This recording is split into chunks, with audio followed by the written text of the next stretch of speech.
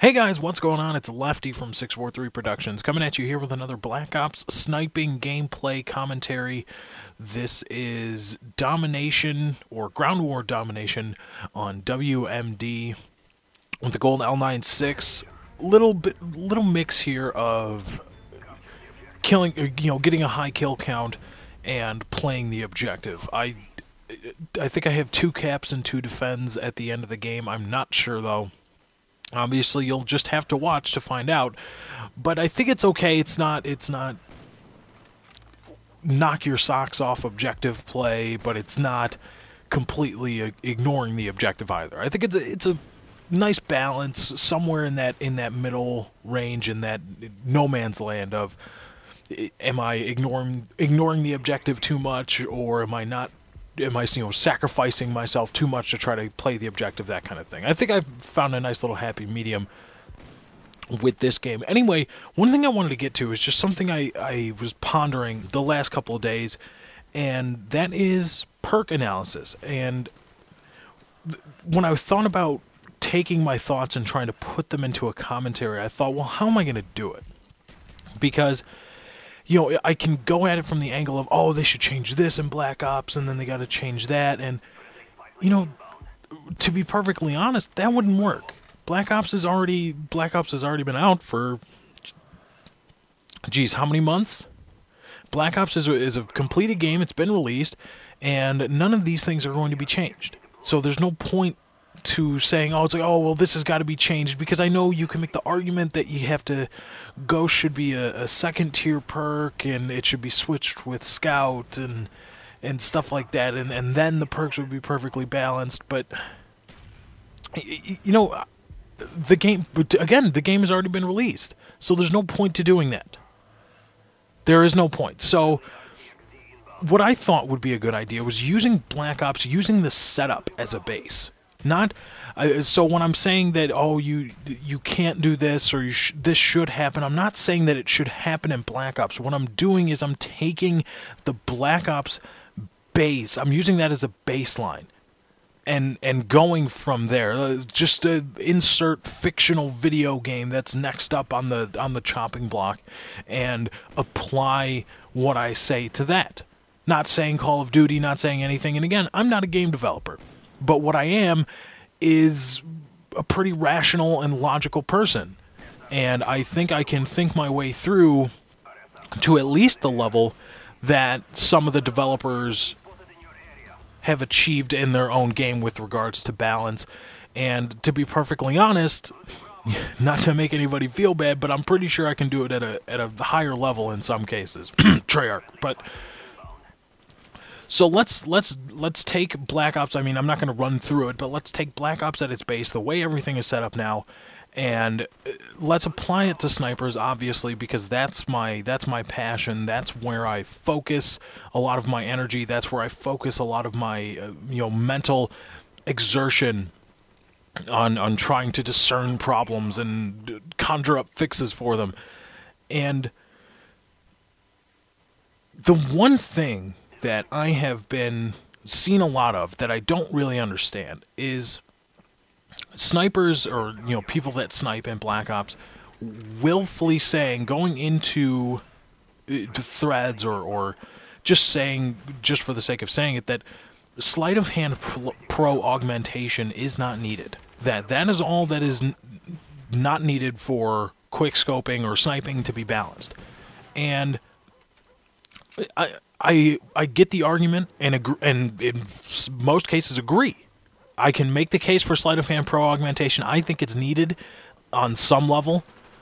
I think maybe not the 0.5 multiplier, but like I've said, maybe 0.65, 0.7, 0.6, somewhere in that range. I think we can find a happy medium. But regardless of that, what I don't like is the idea that people say, it's like, okay, well, just make it so sleight of hand pro doesn't augment snipers, okay? That's fine, then leave everything else alone. And what people I don't think understand is that sniper rifles are the only weapon in the game that doesn't benefit at all from a perk, from a second tier perk. They are the only weapon, and really the only weapon in the game that doesn't benefit from a perk, period, but second tier perks are the one that really augment the weapons. And my point is, and I know some of you are going to say, it's like, well, shotguns don't use Scout and stuff like that, but Scout Pro can be used with a shotgun. Scout Pro can be assigned to a shotgun, and I know Scout doesn't necessarily augment SMG or assault rifles and LMGs, but if you throw an infrared scope on them, you can use Scout. And my point is that there are attachments for the sniper rifles that can accomplish everything that Sleight of Hand Pro does, or Sleight of Hand does. And sniper rifles don't get the added benefit of Sleight of Hand Pro augmentation. So Sleight of Hand is a completely useless perk for them. You can use extended mags to account for the reload time, or I guess the not needing to reload, and there's nothing you can really do about the ADS time because that's just turned off. So then what does Sleight of Hand Pro do? With shotguns, even Scout, like I've said, Scout at its base doesn't do anything for shotguns, but when you get Scout Pro, it becomes useful because then you can run and gun with your extremely close range weapon and then a mid to long range weapon as your secondary, and you can switch faster in between the two. So sniper rifles are the only weapons in the game to not benefit from a second tier perk or from any perk. And I thought, why are people so... first of all, why are people so eager to say that? I think it's just for ease of expedition. Let's fix this problem. That's the easiest way. And my other question is there a way around that? Is there a way around the idea that, well, some pro perks apply to these weapons but not others, and things like that? Because I came to the realization very quickly that pro perks do very little other than muddy the waters. When you're talking about game balance, when you're talking about perk balance, pro perks do very little other than just that, is muddy the waters as to what is balance.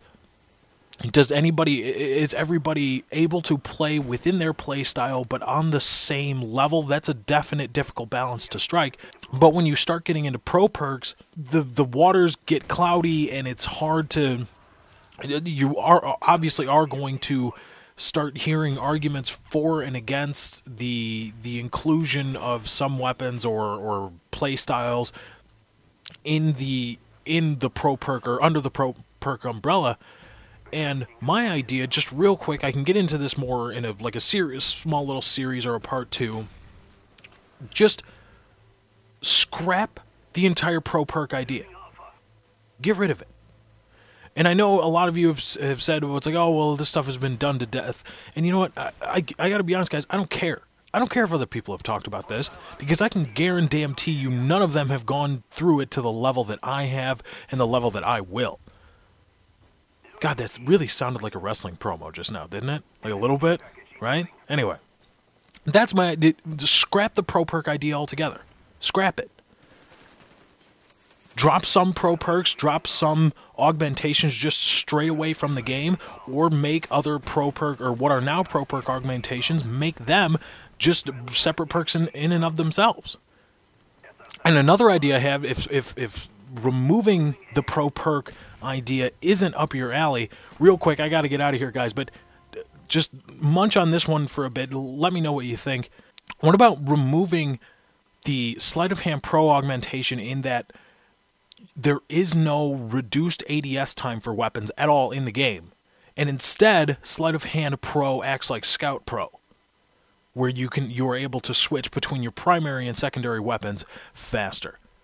I think that's a good idea because, again, when you start augmenting the weapons in that way, it's muddies the waters and people get confused. All right, guys, that's my time. I got to get out of here. Thank you for joining. I am out.